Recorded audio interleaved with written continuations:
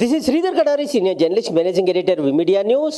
ఎవరైనా పిహెచ్డి పూర్తి చేయాలనే వారి కలలను సాకారం చేస్తూ పిహెచ్డి థీసిస్ అద్భుతంగా అందచేస్తూ చాలామంది పిహెచ్డి పొందే విధంగా ఒక గురువుగా, ఒక ఆచార్యుడిగా, ఒక విద్యావేత్తగా అందరికీ సహాయ సహకారాలు, విజ్ఞానాన్ని అందిస్తున్నారు.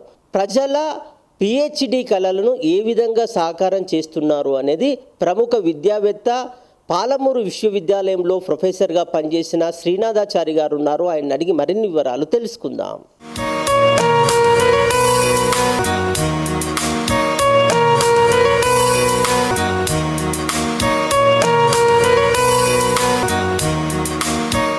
చాలా మందికి నిజంగా పిహెచ్డి రీసెర్చ్ చేయాలని ఉంటుంది. ఒక దేశం బాగుపడాలంటే పరిశోధనలు బాగా జరగాలి. వేరే వేరే దేశాల్లో ఎడ్యుకేషన్కి, పరిశోధనకి పెద్దపీట వేస్తారు. వాళ్ళ బడ్జెట్లో ఒక సింహభాగం కేటాయిస్తారు. అందుకే రిజల్ట్స్ కూడా అలాగే ఉంటాయి. పెద్ద త్యాగం చేస్తే పెద్ద ఫలితాలు. మరి భారతదేశంలో సుమారు 1000 విశ్వవిద్యాలయాలు ఉన్నవి. అక్కడ పరిశోధనలు బాగా జరగాలి. ముఖ్యంగా నాది ఇంగ్లీష్ లిటరేచర్ కాబట్టి ఆంగ్ల సాహిత్యంలో కొంతమంది నవలల ద్వారా పిహెచ్డి చేయటం, కొంతమంది ఇంగ్లీష్ లాంగ్వేజ్ టీచింగ్ ఇలా చేస్తుంటారు. మన ప్రాంతంలో శ్రీధర్ గారు, ముఖ్యంగా భారతదేశంలో ఒక స్కాలరు చక్కగా ఆ థీసిస్, సిద్ధాంత వ్యాసం ఎట్లా రాయాలి, ఆ PhD thesis, doctor of philosophy అంటే ఎంఫిల్లో ముఖ్యంగా డెజర్టేషన్ అంటాం. ఆ థీసిస్ని చిన్నగా ఉంటుంది, థీసిస్ కాస్త పెద్దగా ఉంటుంది. సిద్ధాంత వ్యాసం ఇప్పుడు 200 నుంచి 250 పేజీలు ఎలా రాయాలి, అందులో చాప్టర్స్ ఎలా ఉండాలి, ఎలా ఉంటే ఆ రీసెర్చ్ కమిటీ దాన్ని అంగీకరిస్తుంది, టైటిల్ ఎలా ఉండాలి, రేపొద్దున అది ఇన్స్పైరింగ్ ఉండాలి, నెక్స్ట్ లెవెల్కి మళ్ళీ పరిశోధన చేయగలగాలి. ఇలా కాస్త కన్ఫ్యూజన్లో ఉంటారు మన రీసెర్చ్ స్కాలర్స్.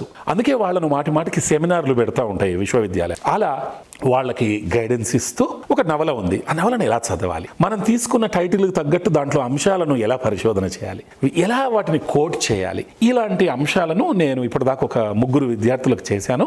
వాళ్ళకి డాక్టరల్ డిగ్రీస్ ఒకరిద్దరికి వచ్చాయి, ఇంకొకరికి వస్తుంది. చాలా తృప్తిగా అనిపిస్తుంది అంటే వాళ్ళకి గైడ్ చేయటము. సో అలా పరిశోధనకు సంబంధించి ఇప్పుడు సైకాలజీలో ఒక క్లినికల్ సైకాలజిస్ట్కి నేను గైడెన్స్ ఇవ్వగలుగుతున్నాను. So very happy Sridhar garu. అంటే అది మాటల్లో చెప్పలేము. ఒక అబ్బాయికి very very soon final viva జరుగుతోంది.